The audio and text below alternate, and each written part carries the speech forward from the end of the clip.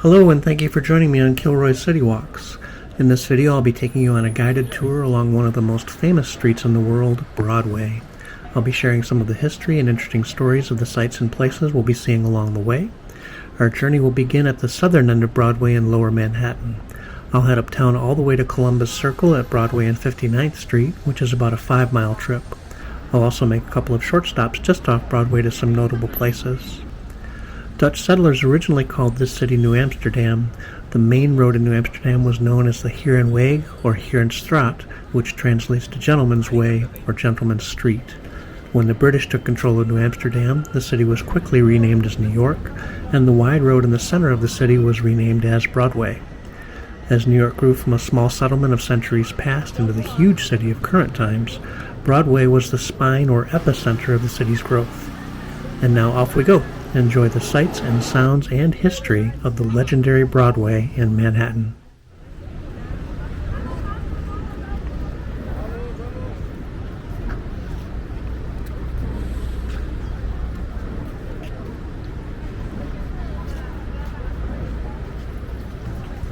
Broadway is the oldest north-south pathway in New York City.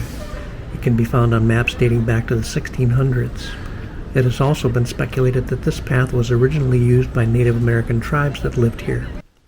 It stretches for 13 miles across Manhattan, continues into the Bronx, and then extends another 18 miles through Westchester County.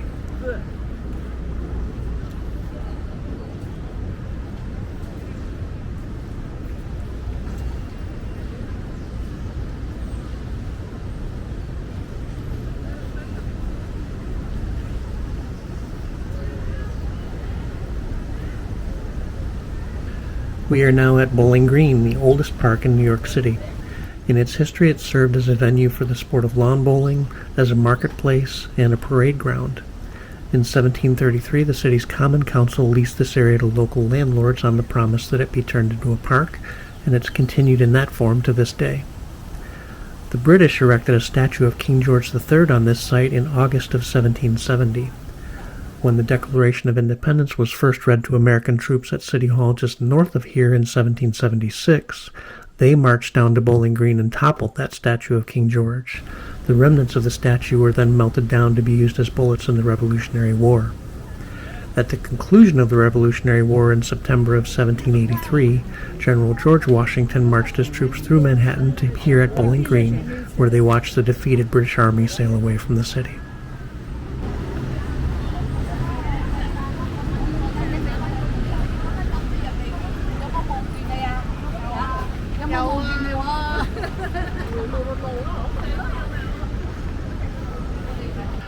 After the British troops left the city, there was an effort to remove some of the indications of the English monarchy's influence here. King Street was renamed Pine Street. Queen Street became known as Pearl Street. Crown Street was renamed as Liberty Street, and King's College became known as Columbia University.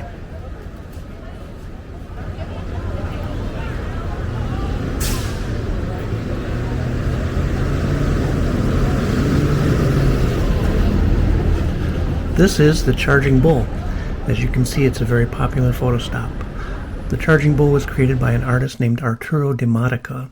He was originally from Italy and moved to the United States in 1970.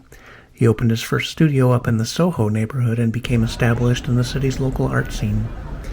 There was a major stock market crash on Wall Street in October of 1987. The financial impact of that crash led to losses in the trillions of dollars worldwide. Arturo Di Modica was inspired by the Wall Street crash to create something positive for the city, and he began working on the Charging Bull statue. Upon its completion 2 years later, it weighed in at 7,000 pounds and was 11 feet tall. In the middle of the night on December 15, 1989, the artist and several friends moved the statue from a foundry in Greenpoint, Brooklyn, to the New York Stock Exchange. Arturo Di Modica placed the statue in front of a large Christmas tree in front of the stock exchange. As day broke over the city, the appearance of the Charging Bull created a worldwide news event. Arturo Di Modica stayed by the statue to meet and greet the curious public and media. However, the New York Stock Exchange was not impressed. They contacted the New York police, who impounded and removed the statue. That led to a massive public outcry as people demanded the return of the statue. The city's Department of Parks and Recreation solved the issue by finding a permanent home for the charging bull here at the northern tip of Bowling Green. Arturo Dimatica passed away in February of 2021, and his charging bull remains here as a symbol of resilience and prosperity.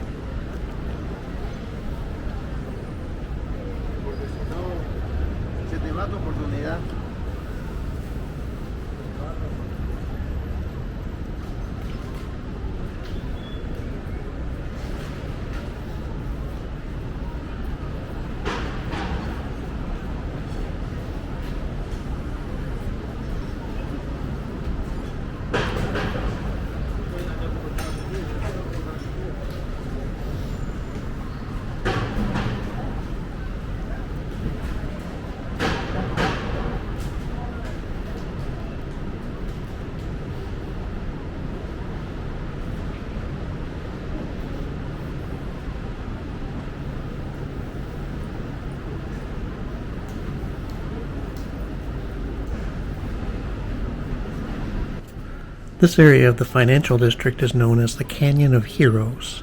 Its name comes from the history of ticker tape parades that have taken place here.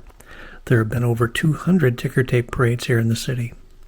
In the canyons of the surrounding high-rises, the parades have celebrated major events, politicians, members of the military, astronauts, sports teams, Olympic athletes, and many other dignitaries.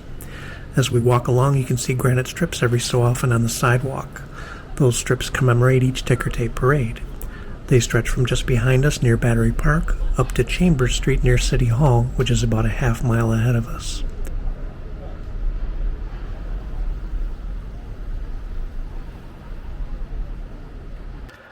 The earliest ticker tape parade was in October of 1886 to celebrate the dedication of the Statue of Liberty. And the most recent one was in July of 2021 to celebrate healthcare and other essential workers for their heroic efforts during the COVID pandemic.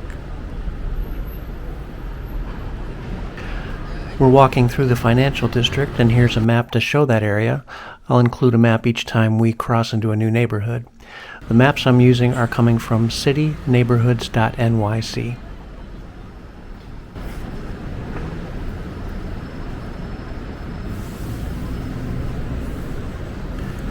We're going to take a right turn here off Broadway and head down Exchange Place, and that'll lead us to Wall Street.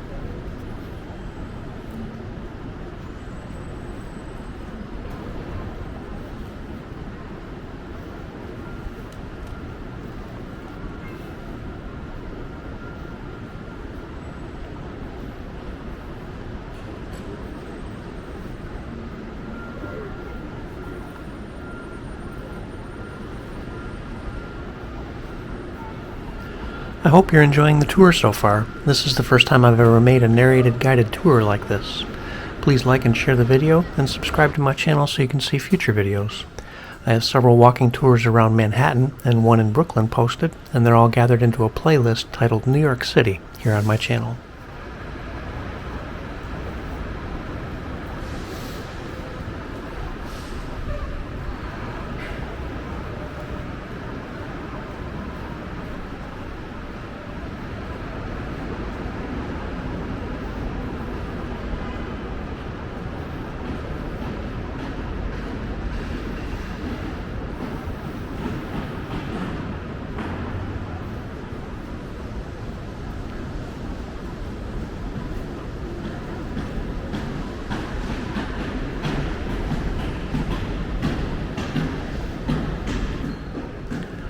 We're now walking into the very heart of the financial district. We're heading north on Broad Street, and the next street up ahead is Wall Street. Wall Street gets its name from the original Dutch settlement here. An actual physical wall was built to protect the city from potential invasion. In this map from the 1660s, you can see the wall on the right as it extends across the width of Manhattan, and the large open roadway at the top of this map is Broadway.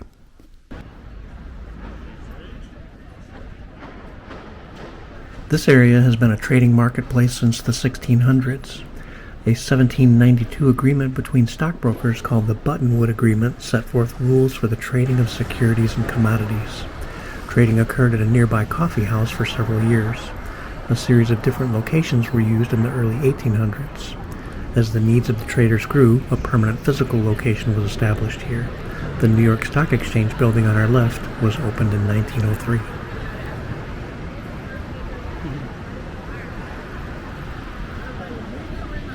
This is the Fearless Girl.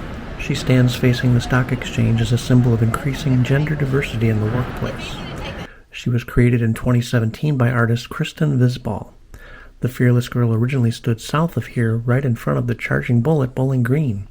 That led to complaints and a lawsuit by the Charging Bull's creator, Arturo Dimatica. He felt that the Fearless Girl exploited his creation and altered his original artistic meaning. A settlement was reached and the Fearless Girl was moved here in December of 2018. She is a very popular place to stop for photos.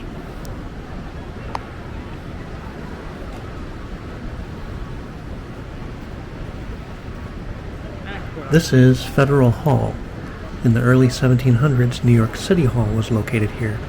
It became Federal Hall in 1789 after this site was chosen to be the home of the United States government. The first United States Congress met here that year. George Washington was inaugurated as the first president here on April 30th, 1789. The Bill of Rights was proposed here in September of 1789, and the Judiciary Act of 1789 that set up the federal court system was also passed here. The U.S. Capitol moved from here to Philadelphia in 1790, and then to Washington, D.C. in 1800. The original Federal Hall was torn down and replaced by this building in 1842. It served as the custom house for the Port of New York. It became the Federal Hall Memorial National Site in 1939.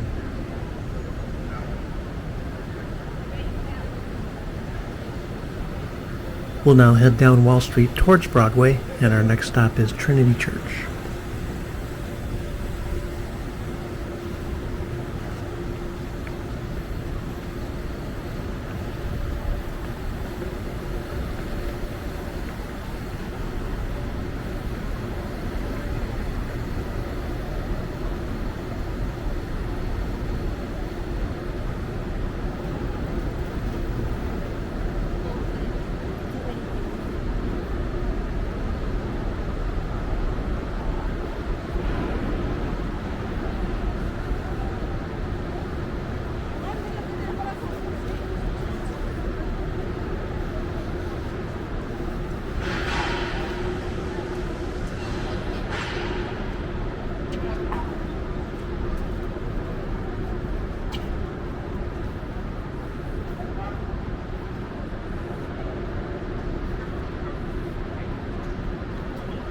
We're now approaching the historic Trinity Church.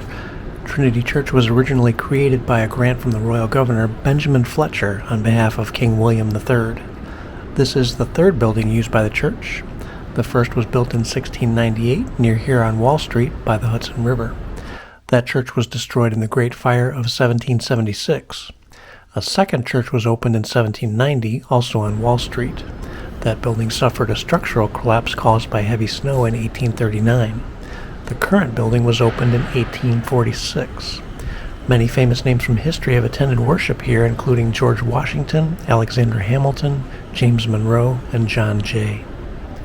The steeple of Trinity Church is 281 feet high. It's hard to envision now in this area surrounded by modern skyscrapers, but Trinity Church was the tallest building in the United States until 1869. It remained the tallest building in New York City until 1890. In 1705, Queen Anne gave the church 215 acres of land here in Lower Manhattan. As you can imagine, that land became incredibly valuable as the city grew. Trinity Church has used proceeds from that land value for many causes over the years, and what was primarily farmland in the 1700s is now valued at over $6 billion.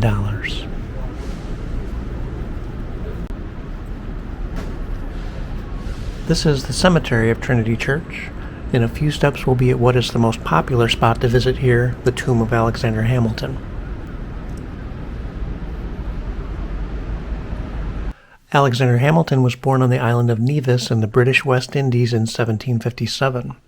His writing skills were widely renowned, and he was sent here in his teenage years to pursue a college education. He fought in the Revolutionary War under General George Washington and earned his law degree. In his highly accomplished lifetime, he participated in the debates that formed the U.S. Constitution, wrote many articles that are part of the famous Federalist Papers, created the U.S. Treasury Department and the U.S. Mint. He also created the New York Evening Post newspaper, which still exists today as the New York Post, the oldest continually published newspaper in the United States. Alexander Hamilton famously lost his life in 1804 in a duel with Aaron Burr just a few miles from here on the banks of the Hudson River in Weehawken, New Jersey. He is now celebrated in the famous musical Hamilton, currently being performed at the Richard Rodgers Theater on 46th Street. Hamilton's wife Elizabeth is buried here next to him, and many other famous people from history are buried here, including Robert Fulton, the inventor of the first commercially successful steam-powered ship, James Delancey, a former New York governor, Albert Gallatin, a former Secretary of the Treasury, Silas Talbot, who was the second captain of the famous ship, the USS Constitution, Hercules Mulligan, a Revolutionary War spy, and Franklin Wharton, a former commandant of the Marine Corps. The oldest tombstone here belongs to Richard Churcher, who passed away in 1681 when he was just 5 years old, many years before Trinity Church was even built here.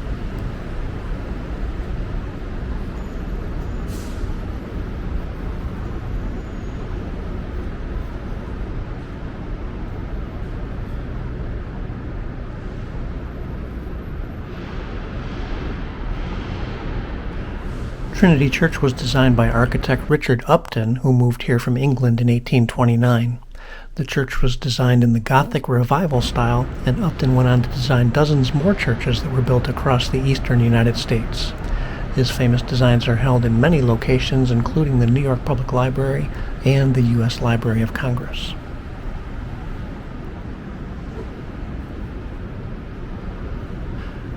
We'll now make our way back to Broadway and continue our journey uptown.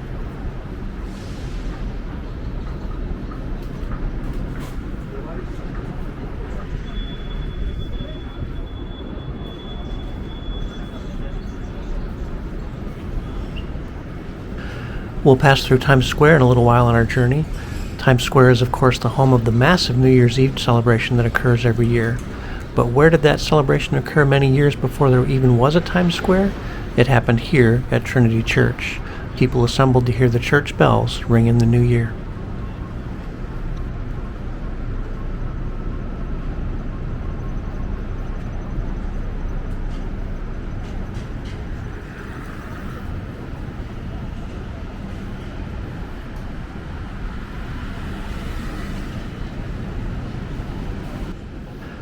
Just off to our left, you can see the largest monument in the Trinity Church Cemetery. It is the Soldiers' Monument, also sometimes called the Martyrs' Monument. It commemorates the many soldiers who perished on British prison ships anchored in New York Harbor during the Revolutionary War.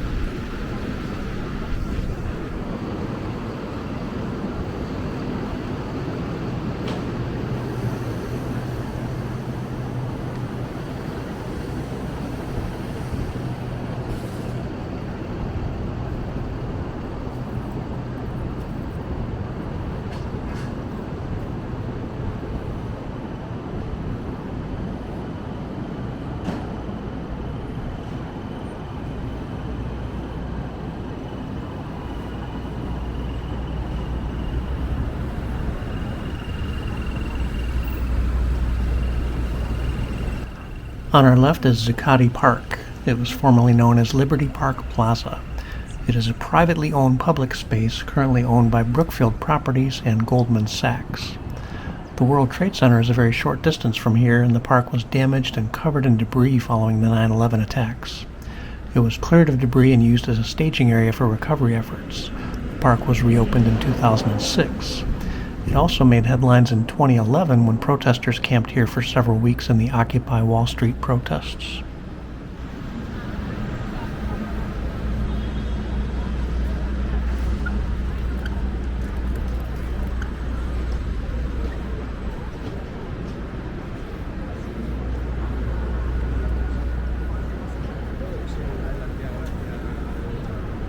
In the early years of the city, there was a notable division here on Broadway. The left side of the street was known as the Dollar Side, and the right side of the street was known as the Shilling Side. The left side was the property owned by Trinity Church, and it became the area where the city's rich population and high society made their homes. They would come out to walk or promenade along the fancy shops here on Broadway, but it was only socially acceptable for them to be seen on the west side of the street. The land that their estates were built on had scenic viewpoints along the Hudson River. The property on the right side of Broadway was less desirable as it was inland and away from the riverfront, and it became home to the city's workers, craftsmen, and artisans.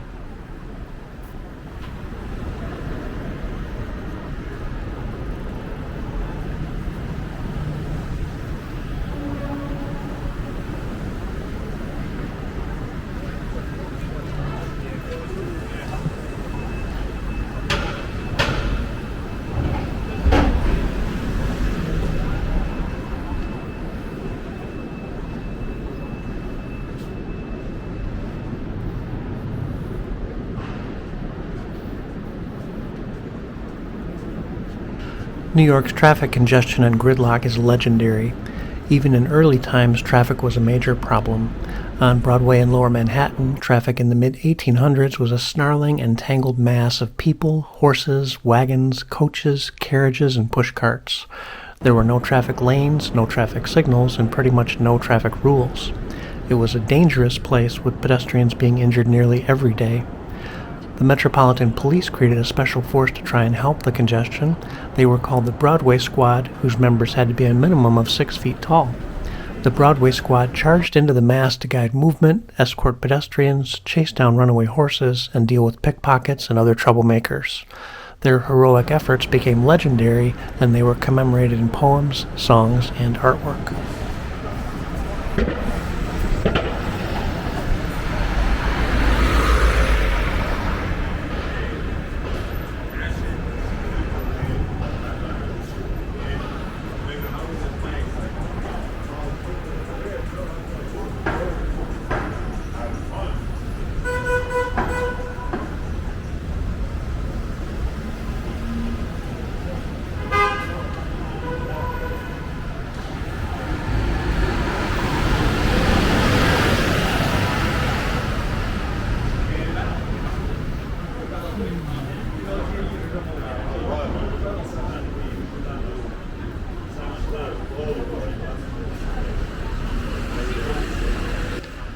Just ahead on the left is St. Paul's Chapel.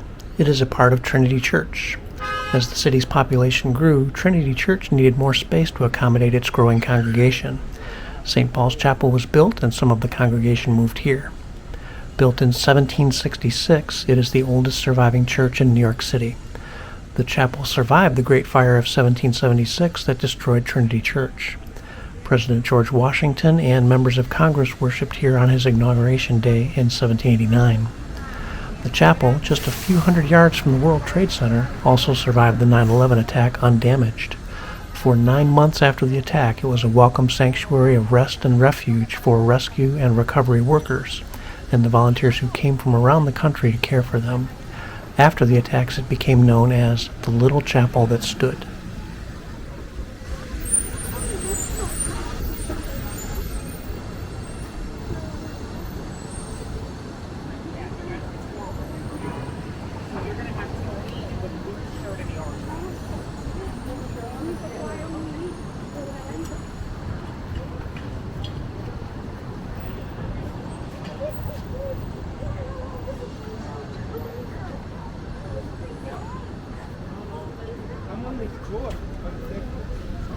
We've been walking in the financial district, and as we cross Vesey Street, Broadway becomes the divider between the financial district on our left and the Civic Center neighborhood on our right. Vesey Street gets its name from William Vesey, the first rector of Trinity Church.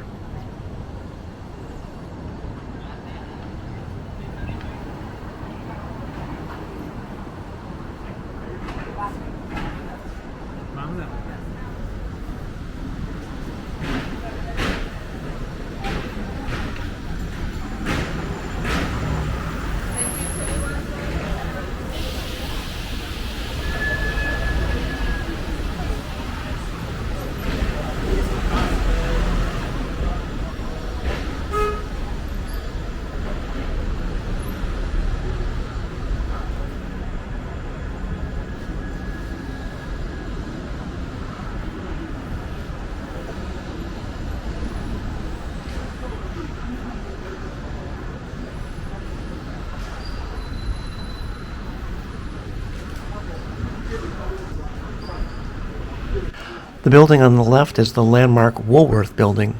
We won't get a nice view of it because of all the scaffolding, but here's a picture of it. It gets its name from Frank Woolworth, who founded the Woolworth Company and its 5 and 10 variety stores. It was opened in 1913 and was originally planned to be just 12 or 16 stories tall. The plan kept getting revised, and it ended up being just shy of 800 feet tall with 60 floors. It was the tallest building in the world from 1913 to 1929.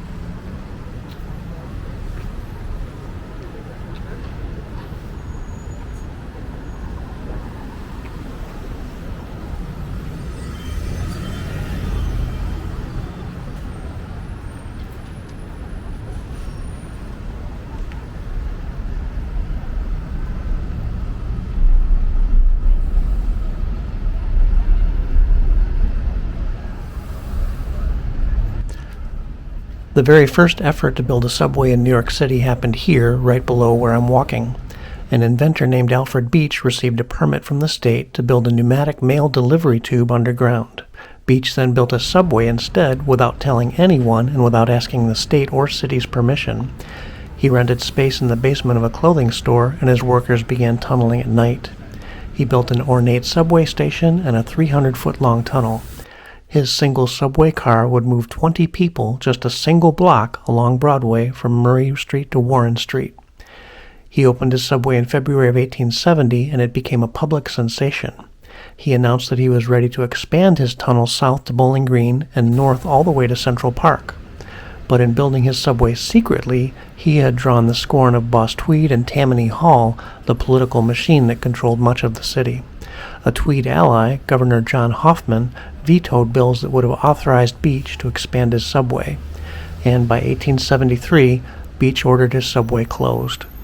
Almost 40 years later, workers digging tunnels for the Brooklyn-Manhattan Transit Subway, which is today's N, Q, R, and W trains, knocked down a wall, and they were surprised to find Beach's forgotten subway car and subway station.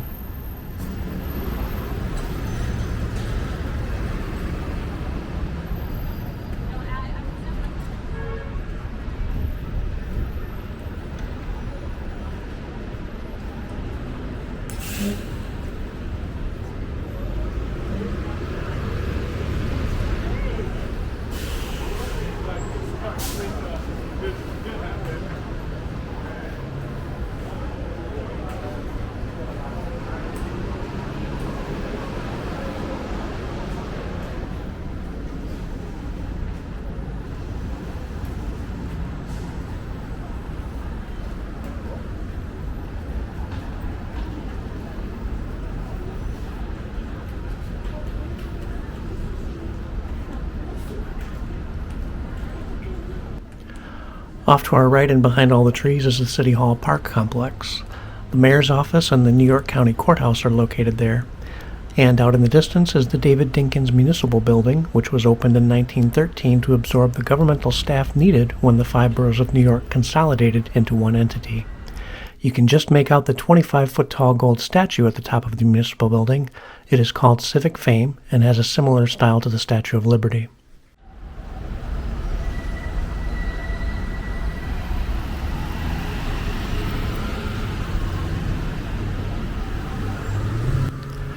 As we cross Chambers Street, we move into the Tribeca neighborhood on the left, with the Civic Center neighborhood still on our right. Tribeca is an acronym for the shape of the neighborhood. Its full name is the triangle below Canal Street. Other neighborhoods that we'll pass through have similar acronyms of their names. The Tribeca neighborhood was originally farmed by Dutch settlers. In 1674, England's Duke of York took possession of the land, and in 1705 the Tribeca area was part of the lands granted to Trinity Church by Queen Anne. Tribeca's development moved from farmland to residential properties and then became industrial and commercial property as the city grew. The 1918 opening of the subway line through here also accelerated development. By the 1960s, most of the industrial sites had moved out of Manhattan. The empty warehouses began to be repurposed as studios and lofts, attracting artists and others to the area. Tribeca is now one of the trendiest and most fashionable neighborhoods, and it regularly ranks at the top of the most expensive areas to live in Manhattan. The list of famous people who have lived in Tribeca is really, really long. Some of them are Beyoncé, Mariah Carey, Jennifer Connelly, Billy Crystal, Robert De Niro, Mariska Hargitay, Derek Jeter, Jay-Z, John F. Kennedy Jr., Gwyneth Paltrow, Kelly Ripa, M. Night Shyamalan, Meryl Streep, Taylor Swift, Justin Timberlake, Neil deGrasse Tyson, and Kate Winslet, just to name a few. And one of my favorite places in Tribeca is the famous Ghostbusters fire station. It's located a few blocks off to our left. It was built in 1903 and is still in use today by the FDNY's Ladder Company 8. It featured prominently in all of the Ghostbusters films.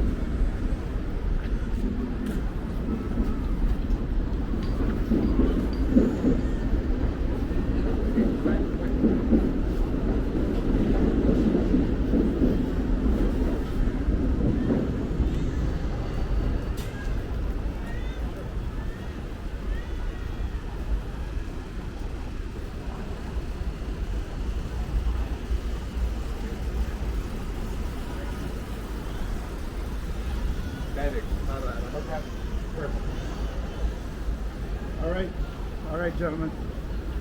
Thank you. Thanks, guys. Bye-bye. Well, you're not sure.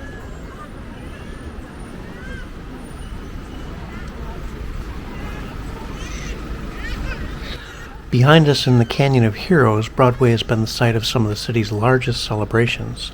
This street has also seen some somber gatherings.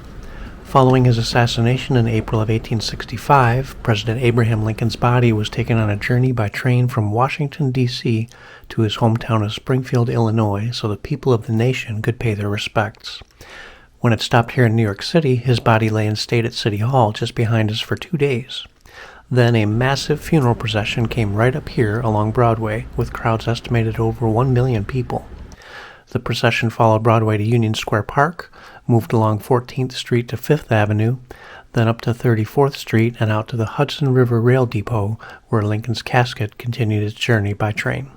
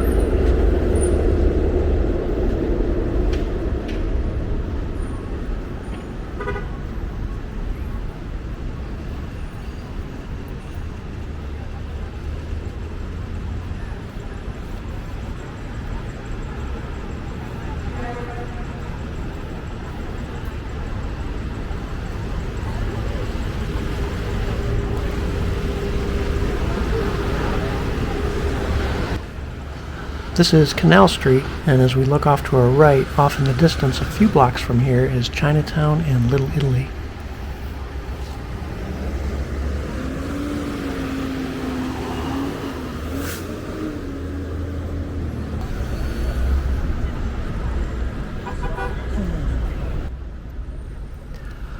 SoHo is an acronym for South of Houston Street.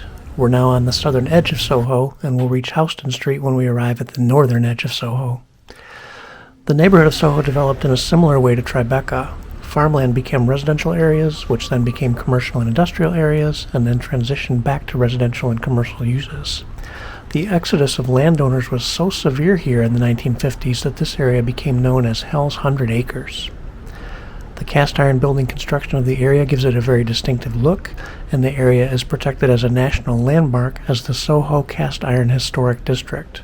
There are more cast iron constructed buildings here than anywhere else in the world. Most of the cast iron buildings here were built in the 1840s through the 1880s.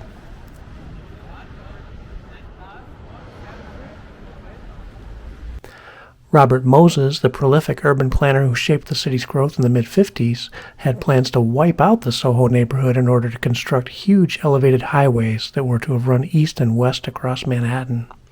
Neighborhood activists rose up in protest, and through their efforts, the highway project never came to be, and the SoHo neighborhood was preserved.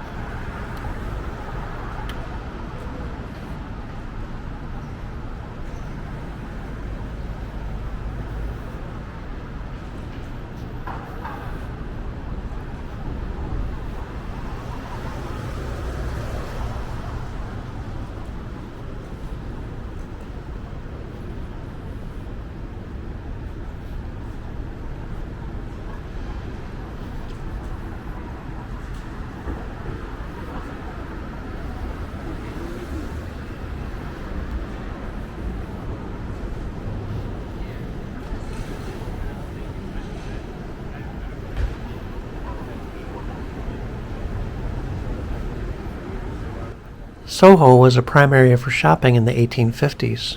Some stores that had their origins in this area include Tiffany & Company, Lord & Taylor, and Brooks Brothers. As the city grew, these stores gradually moved their locations farther and farther uptown. Today, there's still a major presence in the area of 5th Avenue and 50th Street.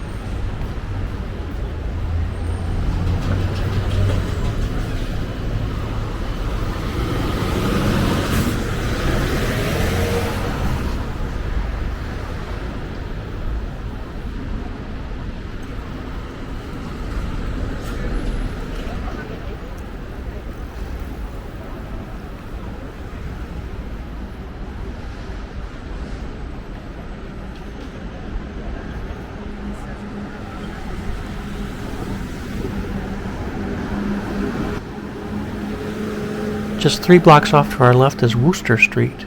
There's a famous location there that helped transform Soho from the rundown area called Hell's 100 Acres of the 1950s and 1960s into the trendy area that it is today.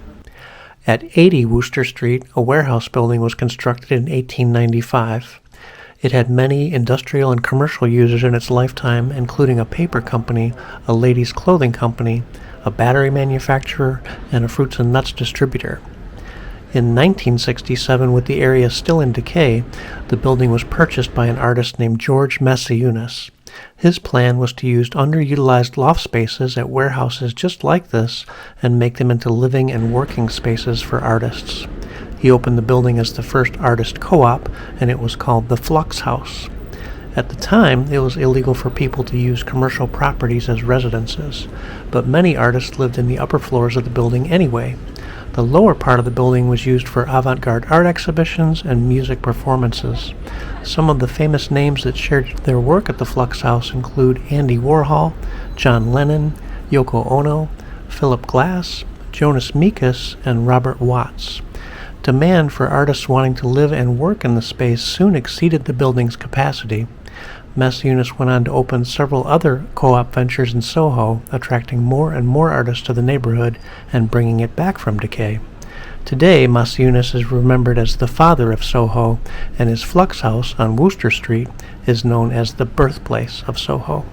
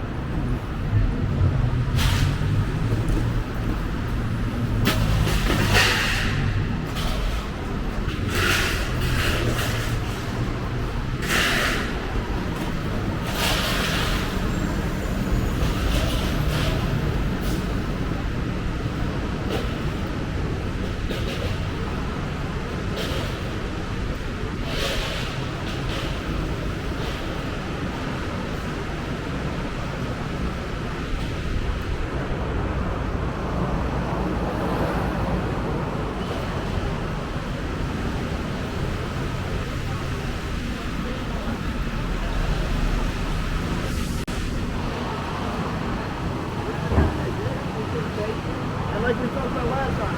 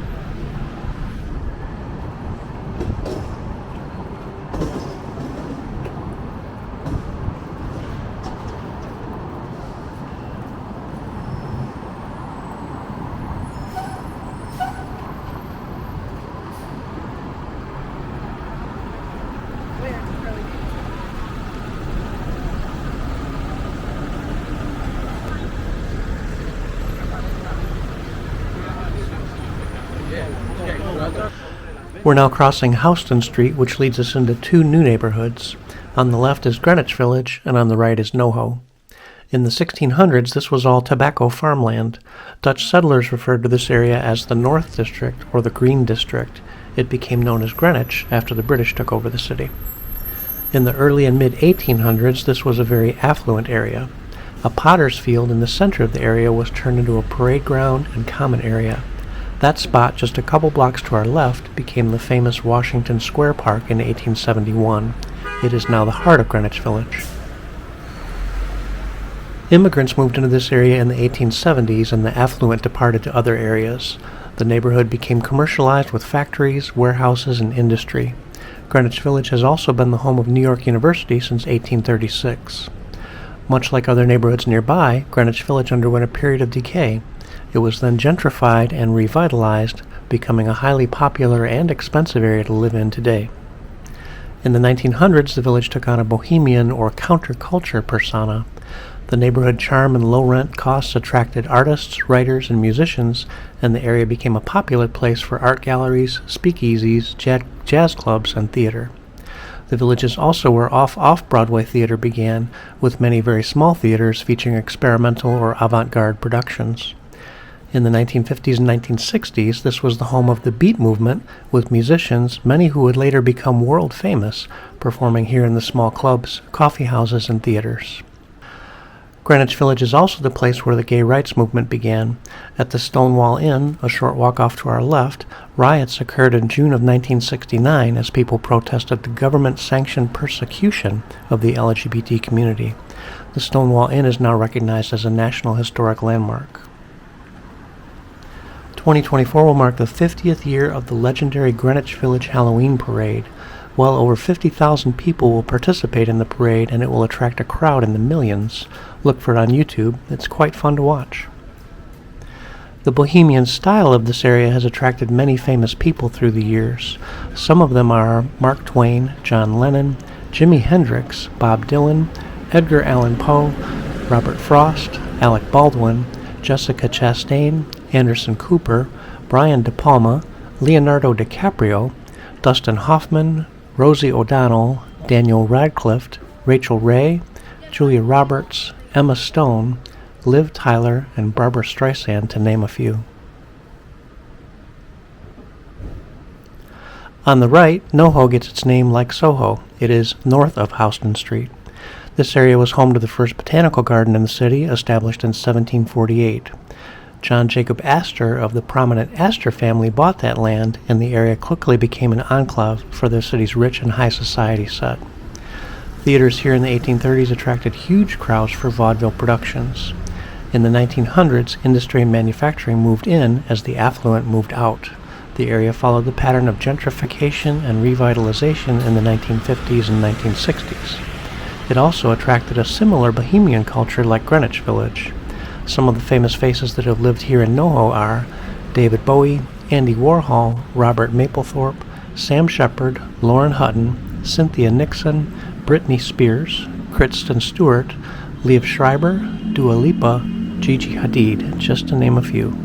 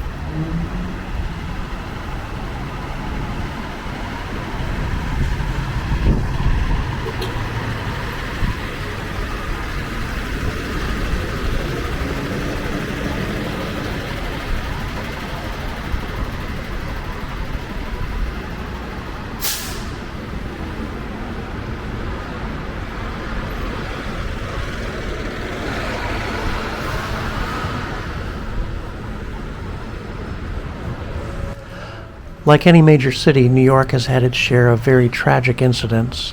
One of those happened just 2 blocks to our left. Late in the afternoon on March 25, 1911, a fire broke out at the Triangle Shirtwaist factory. A shirtwaist is a type of women's blouse. The factory was located on the top 3 floors of the 10-story building that at that time was called the Ash Building. The factory employed about 500 people, which were mostly very young women who had recently emigrated from Europe. The fire spread very rapidly. There were no fire alarms or sprinkler systems at that time. There was one poorly maintained fire escape which collapsed to the ground after it became filled with people fleeing the building. Several stairways were blocked by fire, and out of concern for theft, the factory's owners had locked many doors so that employees' bags and purses could be inspected before they left their shifts. The fire department arrived quickly, but their ladders could only reach the 6th or 7th floor below the trapped people on the 8th, 9th, and 10th floor. 146 people lost their lives. As a result of the fire, sweeping reforms occurred to improve the health and safety conditions for workers. Within a few years, many of those reforms in New York City became the model for federal laws. The city created the Factory Investigating Committee to look into factory workplace conditions across the city. The state's Department of Labor was created to enforce new regulations. In response to the Fire Department of New York created their Fire Prevention Bureau, expanded the powers of the Fire Commissioner, and began requiring factories to install sprinkler systems. Today, the Ash Building is known as the Brown Building. It is part of the New York University campus, and it's the site of chemistry and biology classes. A memorial to the Triangle Fire was built onto the Brown Building, and it was dedicated in October of 2023.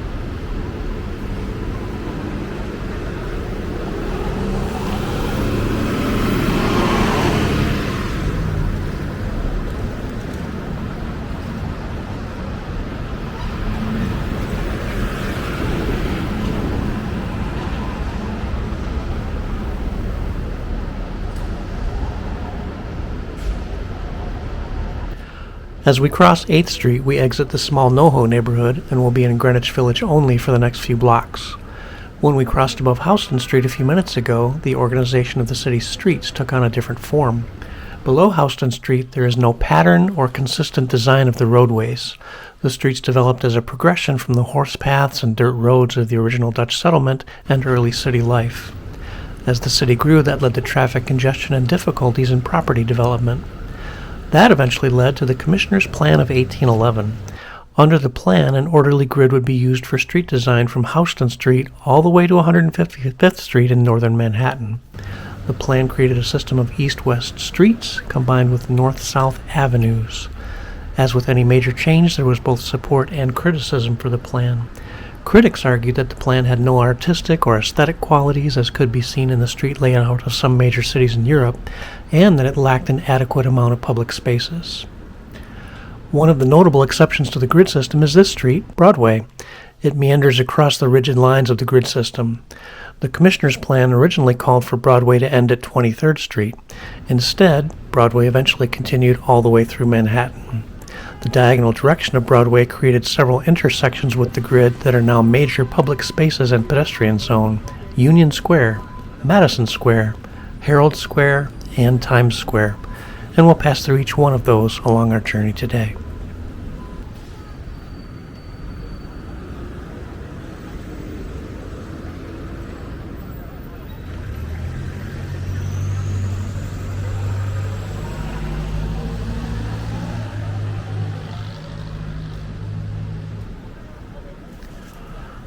As we approach 10th Street, you can see Broadway beginning to bend off to the left.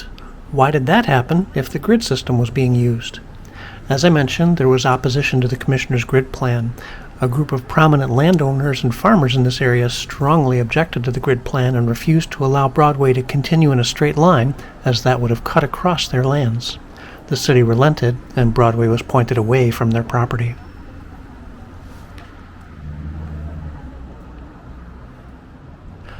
Up ahead is Grace Church, which was opened in 1846. It is built on land that was purchased from Henry Brevoort, one of the property owners whose protests over the grid plan led to the bend in Broadway.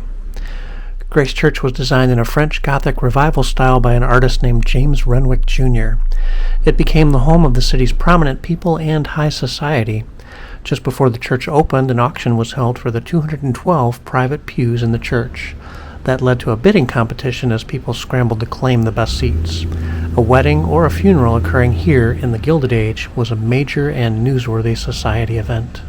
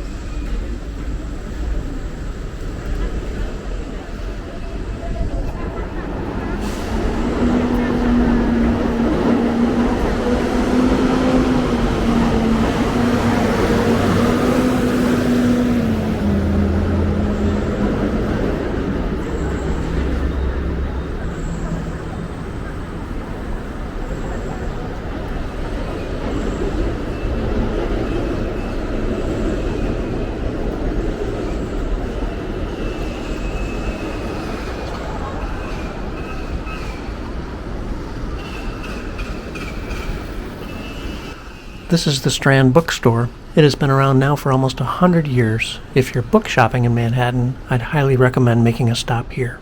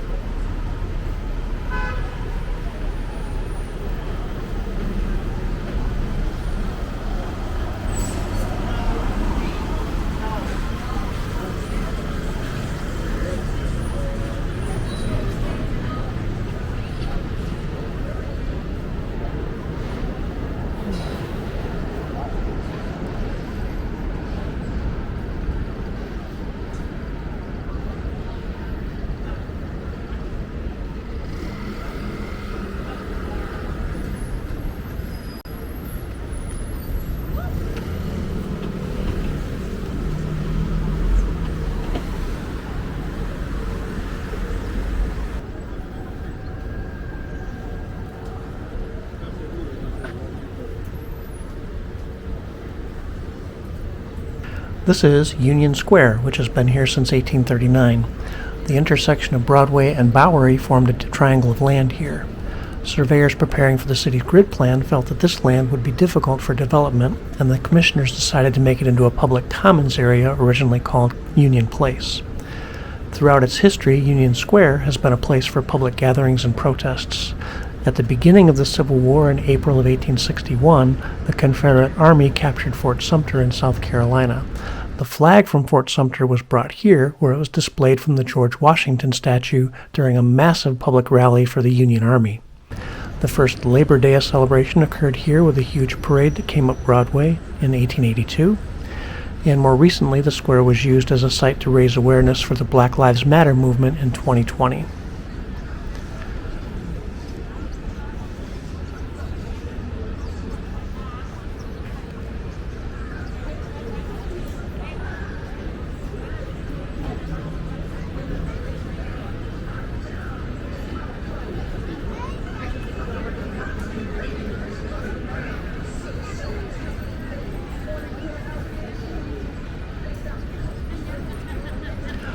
This is the Union Square Green Market, which is open several days per week. It began as a very small farmers market in 1976 and has since grown to a very large gathering of shops, artists, and vendors that draws visitors numbering in the tens of thousands each day.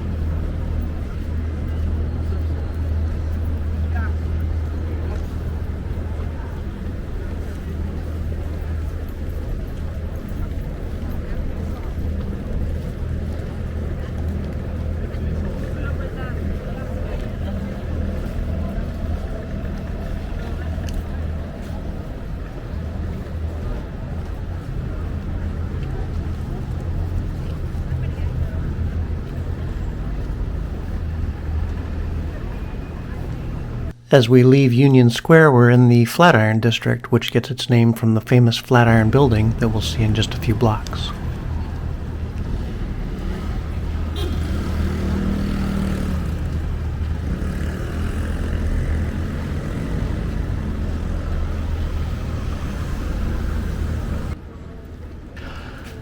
In the 1850s, long before there was Broadway theater around Times Square, the center of the city's theater district was located around Broadway and 14th Street.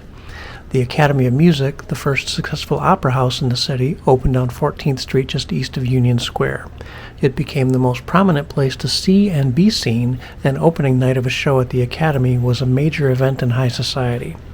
The area quickly became home to many other theaters and theater-related side industries, including piano manufacturers, music halls, a circus, restaurants, cafes, barrooms, and shops. The area became very congested with traffic and pedestrians. The New York Times jokingly suggested that congestion in the area could be resolved by turning Broadway into something resembling Venice, Italy's Grand Canal, including a Rialto bridge across Broadway at 14th Street. From then on, the area was known as the Rialto. There was a lower Rialto near Union Square, and farther north along Broadway in this area were the more glamorous theaters of Upper Rialto. By the 1880s, the theater district had gradually moved farther uptown.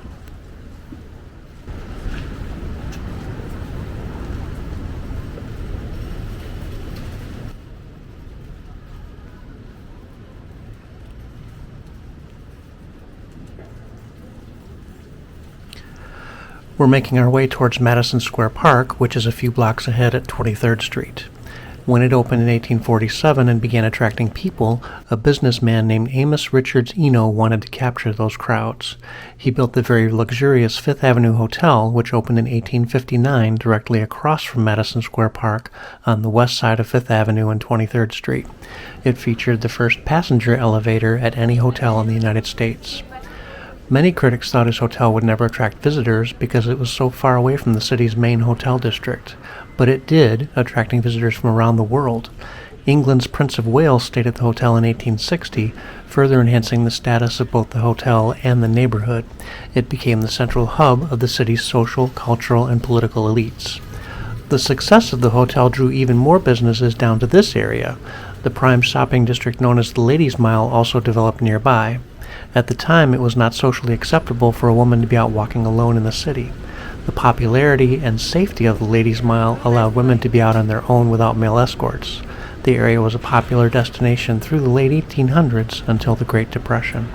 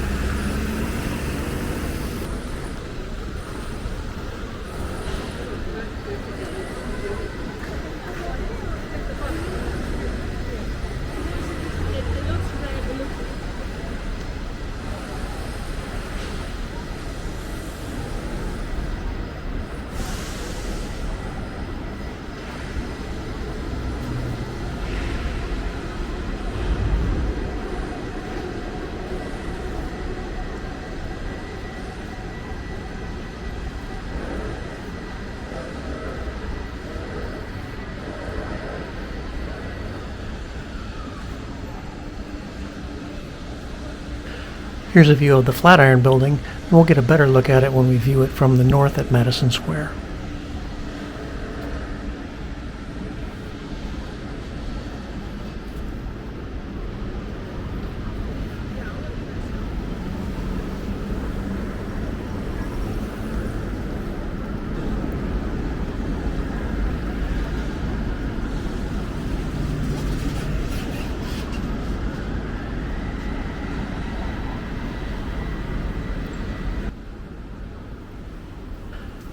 The Flatiron Building was created in 1902 on an oddly shaped sliver of land by architects Daniel Burnham and Frederick Dinkelberg. That sliver of land was created by this street, Broadway, as it sliced across 22nd and 23rd Street. The land was owned by Amos Eno, the same man who built the Fifth Avenue Hotel just south of us. The land was inherited by Eno's son, who sold it to the Newhouse family, and then the Fuller Construction Company bought the land from the Newhouse family. They built the Flatiron Building to serve as their headquarters. It is 285 feet tall with 22 floors, and at the time of its opening was the tallest building north of the financial district. At its narrow end on the north, the building is only 6 feet wide. Its unusual shape when viewed from front angles led some people to liken it to a giant steamship sailing up Manhattan. The Flatiron Building is currently being renovated into apartments and condominiums.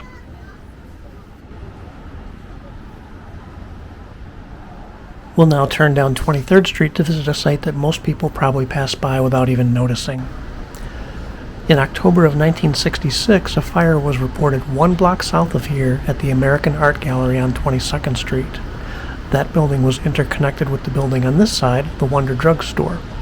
Firefighters arrived and began working to extinguish the blaze, but were turned back on the 22nd Street side by intense flames burning in the basement. They attempted to gain access to the art gallery via the drugstore. Unknown to the firefighters, the art gallery's owner had removed a load-bearing wall to expand their usable space and allow their basement to reach under the Wonder Drug Store.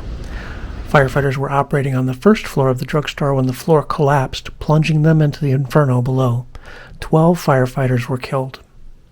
A few days later, more than 10,000 firefighters from around the world assembled for the funerals of the fallen.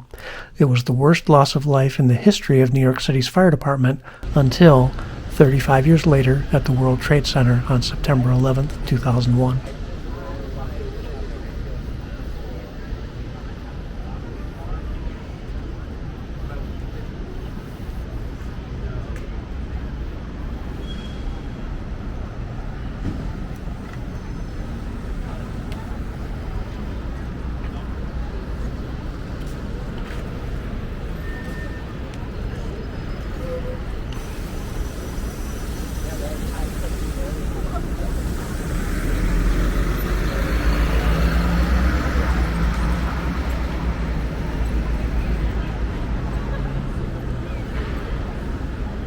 This is the portal.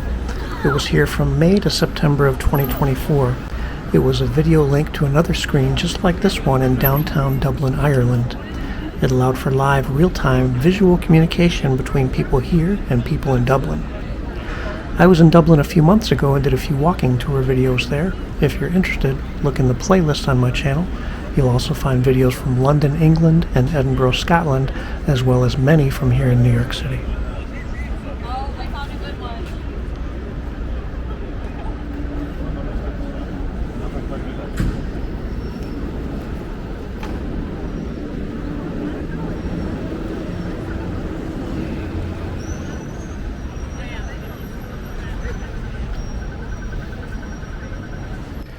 We're crossing 23rd Street and entering the NoMad neighborhood.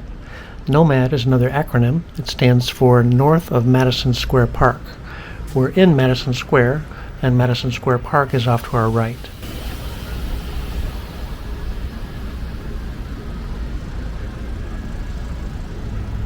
We'll turn back here for a nice view of the Flatiron Building. You can see from this perspective how people could see it almost as a steamship heading towards them.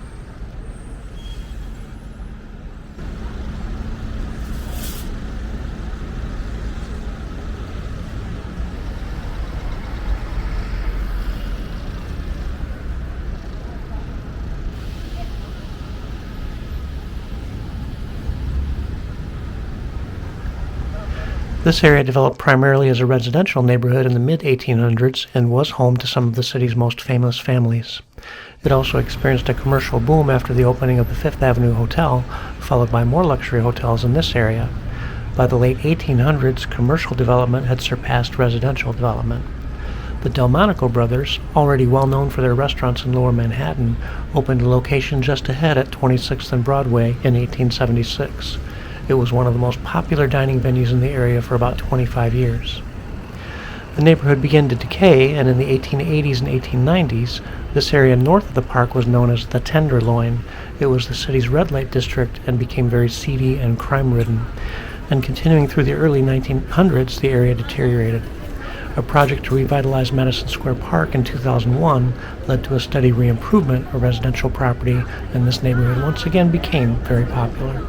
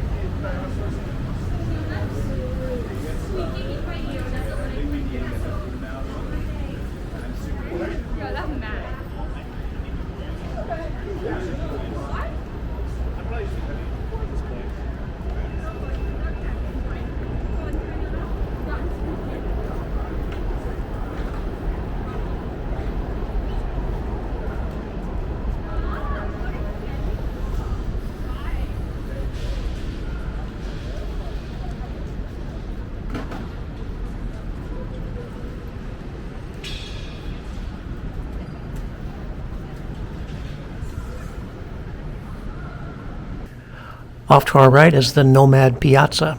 The open-air dining area runs from here at 25th Street up to 27th Street.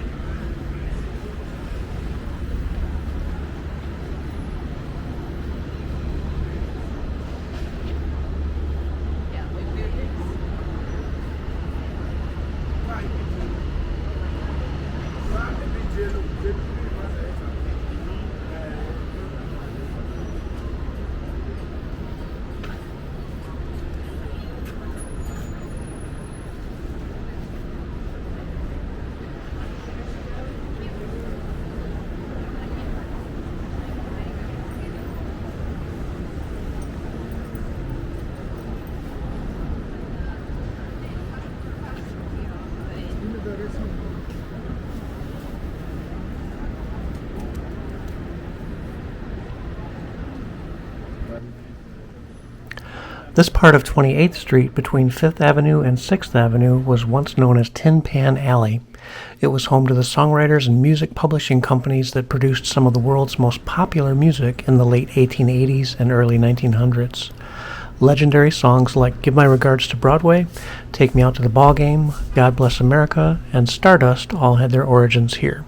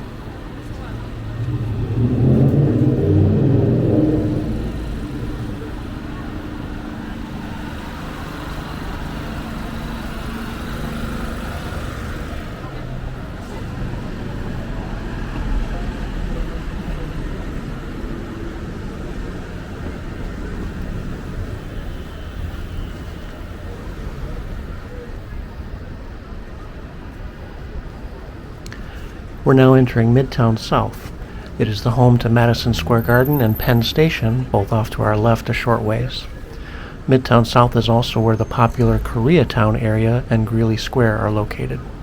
This area was part of the infamous Tenderloin red light district in years past.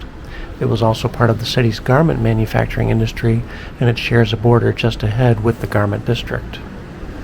The neighborhoods of Manhattan are sometimes very loosely defined, and their boundaries can vary depending on what map you are using.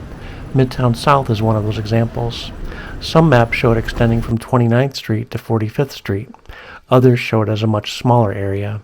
On the map I'm using, via cityneighborhoods.nyc, Midtown South extends only from 30th Street to 34th Street north to south, and from Madison Avenue to 9th Avenue east to west.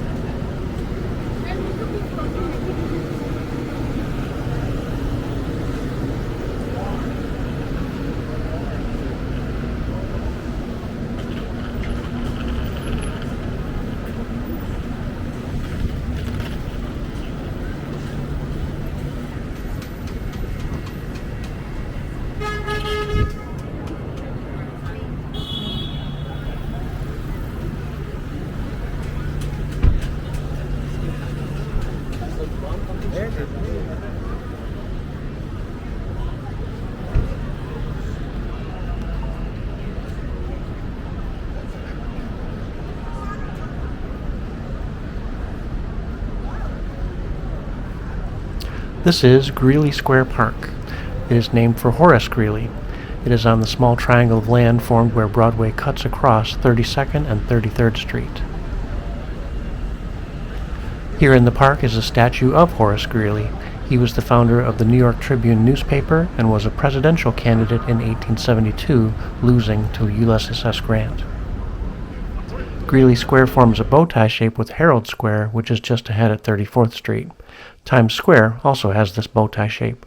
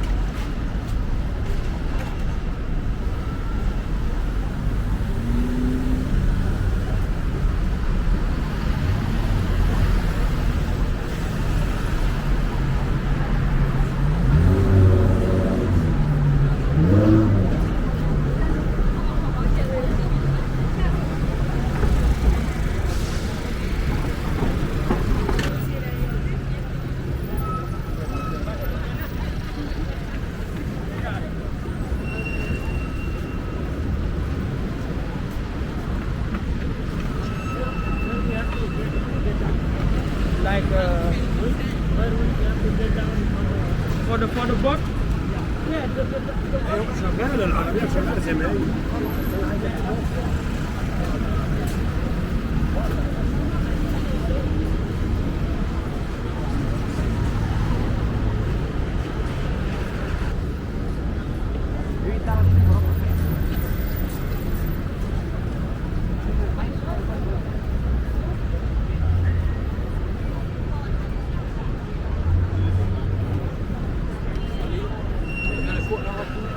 We're now entering the Garment District. It is the home of the legendary Empire State Building. It is over 1,400 feet tall with 102 floors. It has 2 observation decks offering awesome views overlooking the city. It is an absolute icon of the New York City skyline and well worth a visit.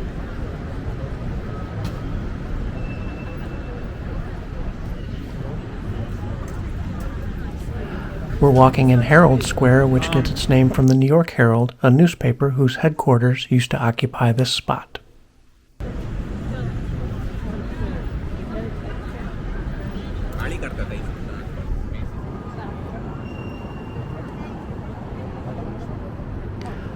Macy's famous store is here on our left. It is one of the largest department stores in the world with over 1 million square feet of retail space. It was designated as a National Historic Landmark in 1978. The store was built in 1903, although Macy's had other locations in the city before that. The historic Macy's Thanksgiving Day Parade, held since 1924, finishes its route here.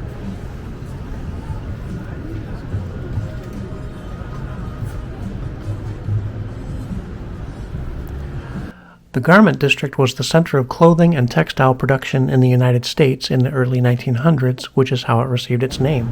At that time, garment production was the #1 industry in New York City. While much of the production has moved overseas in the last few decades, the area remains the home of many famous fashion designers and influential design labels, with their shops, boutiques, and models all based in this area.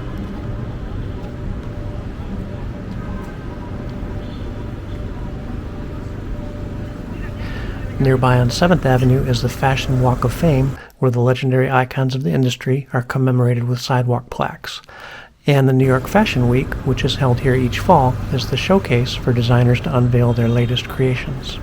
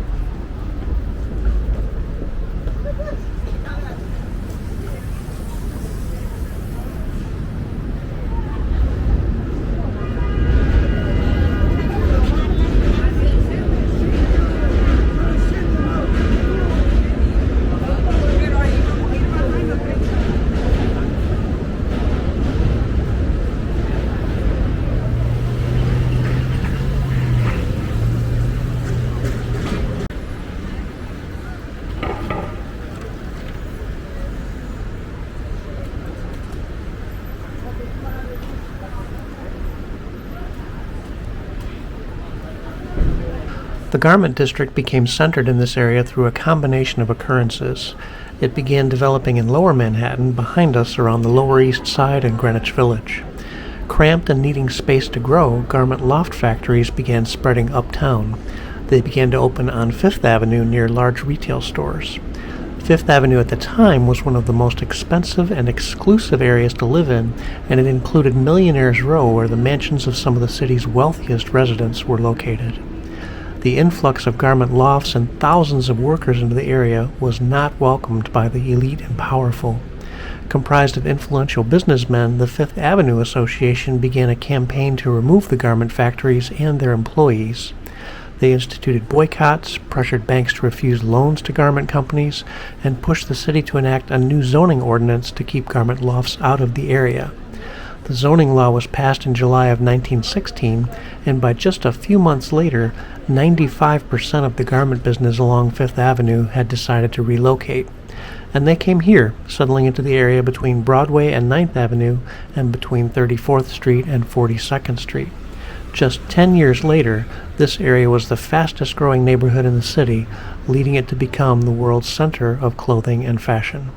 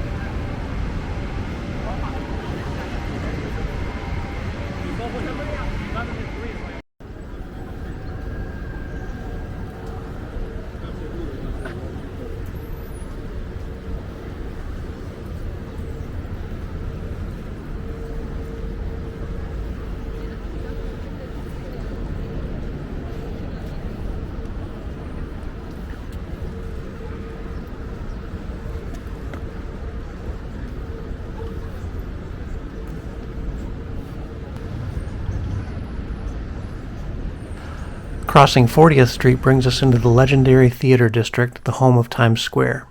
The city's first theater district was the Rialto area, behind us around 14th Street. Over the years, the center of the theater district gradually moved farther and farther uptown as the city developed. Times Square was originally known as Longacre Square. It became known as Times Square in 1904 after the New York Times built their landmark headquarters building here, but it could easily have gone into history as Hammerstein Square.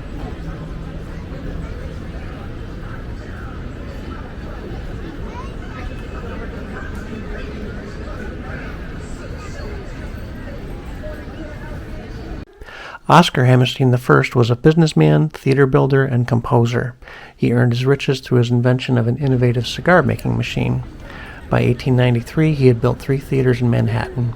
He wanted to create a huge and luxurious theater building that would be greater than anything ever created before in the city. He built the massive Olympia Theater at Broadway and 44th Street, which opened in 1895. It was just the second theater to open in what became the Times Square area, joining the Empire Theater, which was located at Broadway and 40th Street.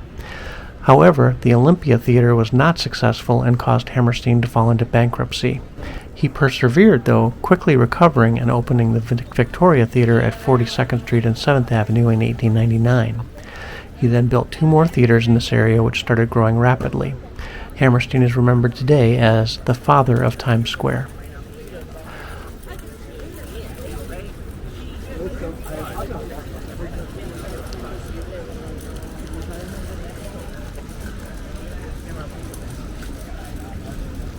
Although the theaters were attracting people, what truly transformed the Times Square area was the opening of the Times Square 42nd Street subway station in 1904. Combined with the development of Grand Central Station just a few blocks off to our right, this area suddenly became a boom town for development. The subway brought it into the reach of people across the city.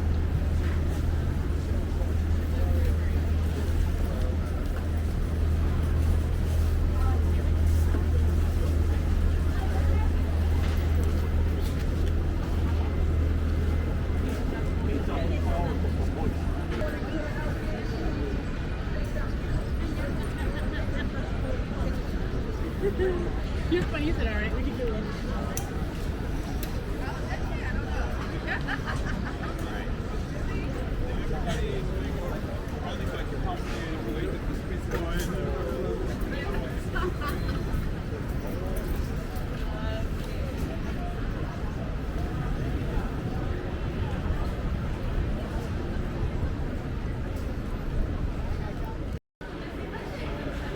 We're passing under the scaffolding that is being used for the redevelopment of the Times building. It is next to us on the left. The New York Times built this iconic structure but quickly outgrew it, and they moved their headquarters to just a few blocks away on 43rd Street. They continued to own and lease out the space here at 1 Times Square for many years. Times Square became the center of New Year's Eve celebrations in 1905 with a huge fireworks display that was launched from the rooftop of the building. A few years later, the city banned fireworks displays. So, in 1908, the New York Times began marking the new year with what became the iconic illuminated ball drop that remains a treasured annual tradition. The building is currently undergoing a massive renovation that will include development of a Times Square museum and an observation deck overlooking the square.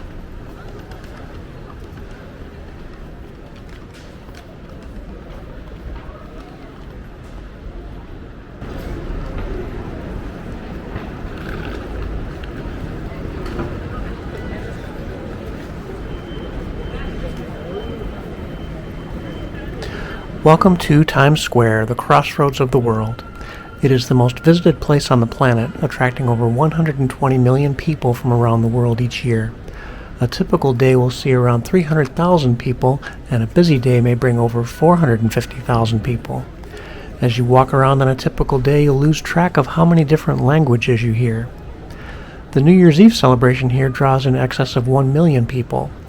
And the largest recorded crowd in Times Square history occurred on August 14, 1945, when over 2 million people gathered here in this area to celebrate the end of World War II.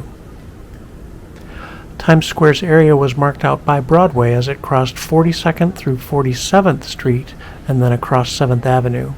It has a bow tie shape with 2 parts, much like Herald Square a few blocks behind us. Times Square is here, and Father Duffy Square is just ahead at 46th Street. The whole area is referred to as Times Square.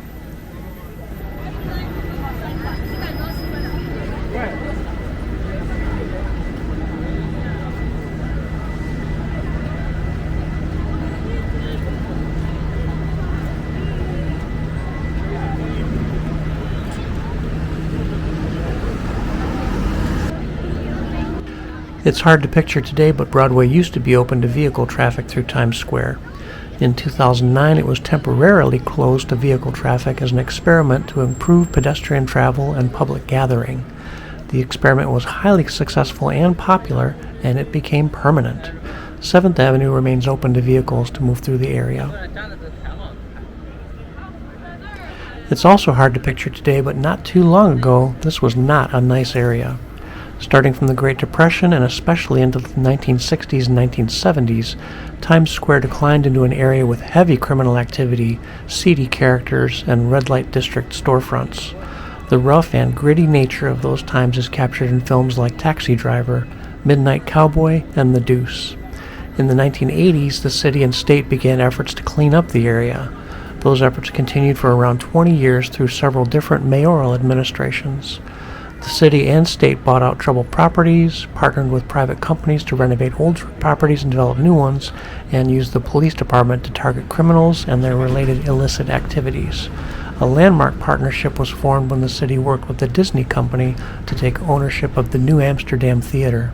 Many other companies followed Disney into Times Square, helping to revitalize and re-energize the area. We're looking back towards the New York Times building right there in the center of the screen. At the top you can see the 2024 sign, and just above that are the blue lights of the New Year's Eve ball.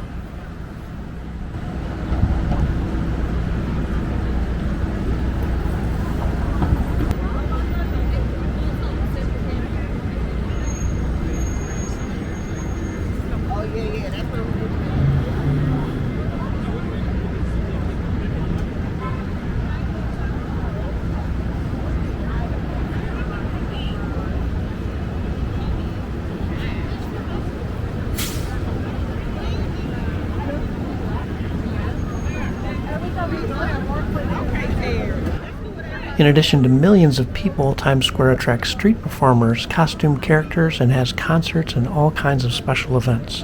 It can quite literally be a different experience every time you pass through.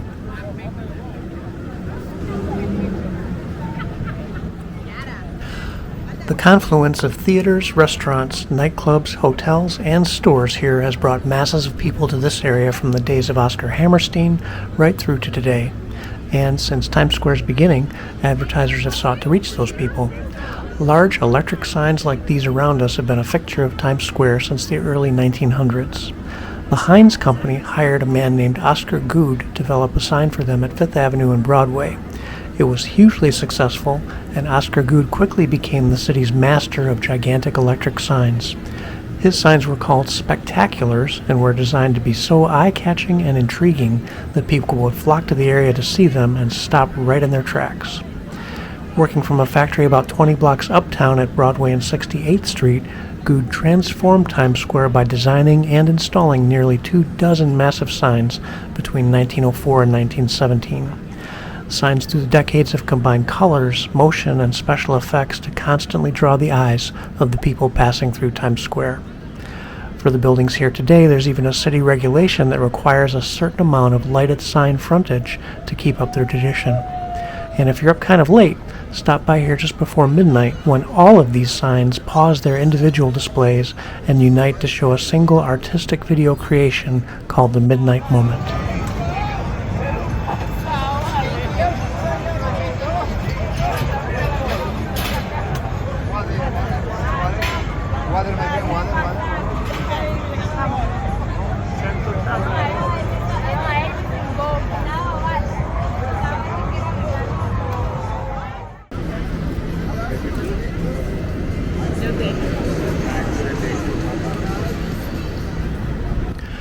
We're walking in Father Duffy Square now.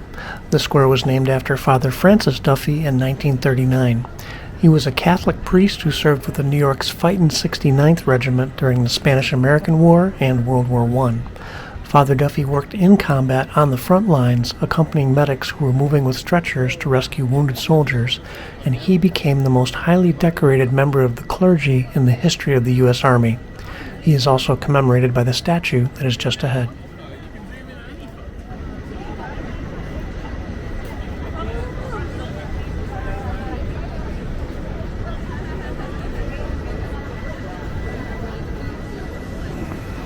These are the Red Steps, or Red Stairs.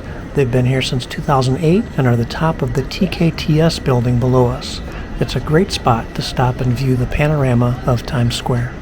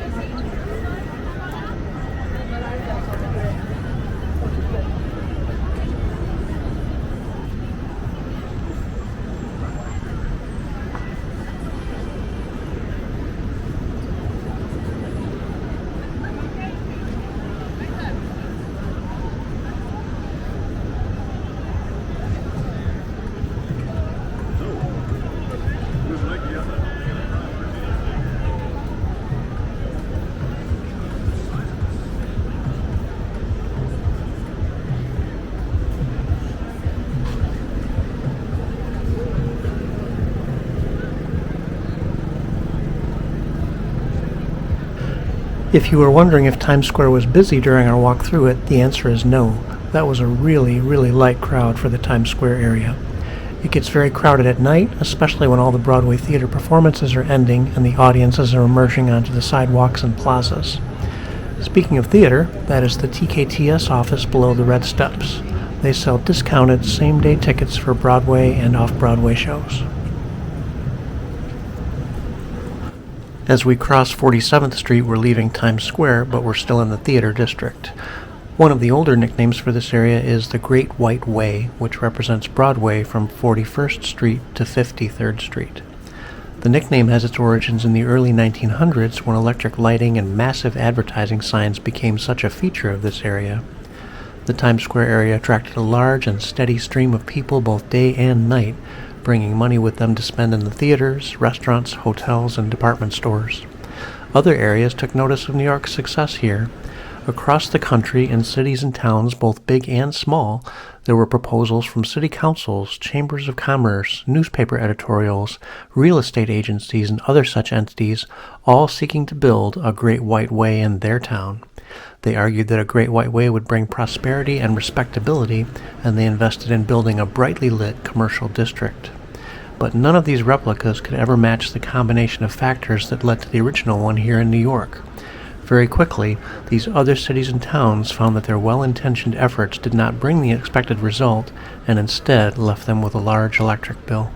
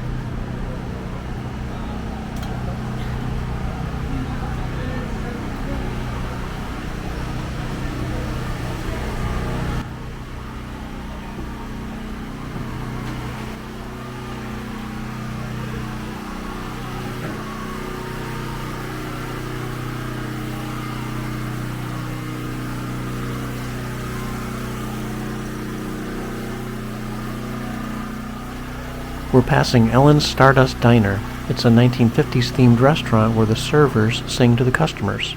It's been featured in movies and TV shows, and many former servers have gone on to careers in theater on Broadway.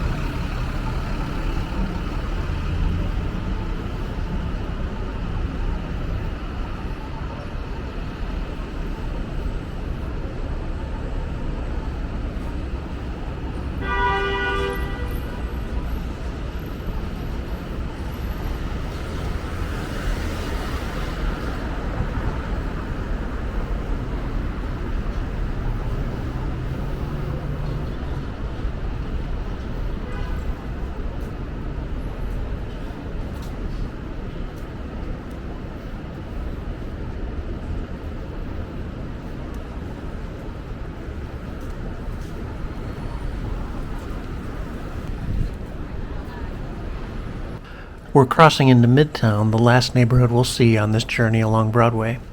It has one of the highest concentrations of skyscrapers in the world.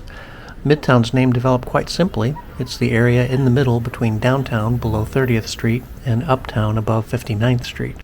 Some maps consider Midtown to be as far as 14th Street.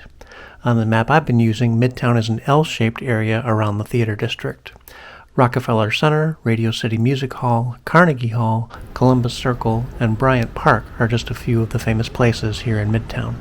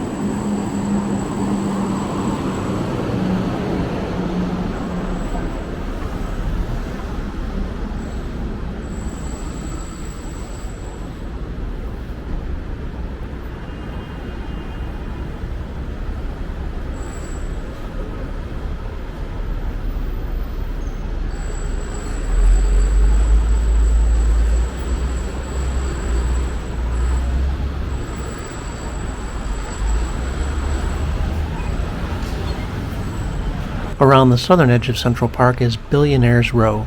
The several huge skyscrapers in this area are the sites of some of the most expensive residences in the city. At Central Park Tower, just off to our right on 57th Street, the penthouse became the costliest residential property ever offered for sale in the city. Its original asking price was $250 million. The penthouse fills the top 3 floors of the building with over 17,000 square feet of space that are over 1,400 feet above ground level. If you'd like to see it, visit centralparktowerpenthouse.com/videos and look for the feature called The One Above All Else.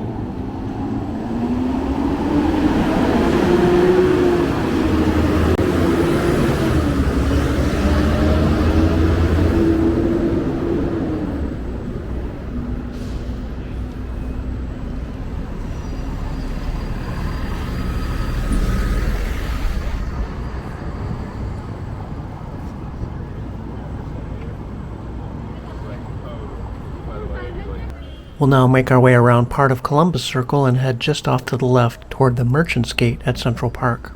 The land for this circle was carved out in 1868. The area became Columbus Circle in 1892 when a statue of Christopher Columbus was built here in the center. It's a confluence of several major streets, Broadway, 8th Avenue, 59th Street, and Central Park West, as well as a major intersection of subway lines.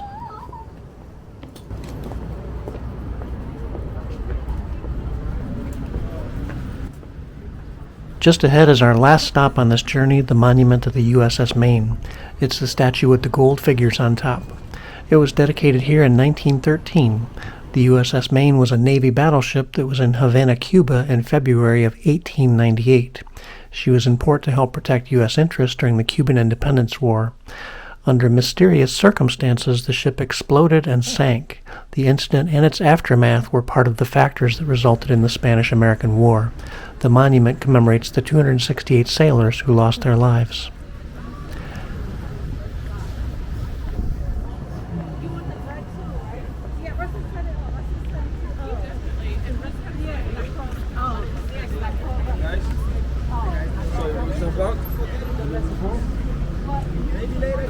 And now we've reached the end of this journey through the history of New York's legendary Broadway. I hope you've enjoyed this video as much as I did in making it. There are several other New York City videos on my channel, but this was my first effort at a narrated guided tour. For now, it's time to grab some lunch and rest my feet for a few minutes. Please remember to like and share this video and subscribe to see future videos. Thank you for watching, and I'll see you next time here on Kilroy's City Walks.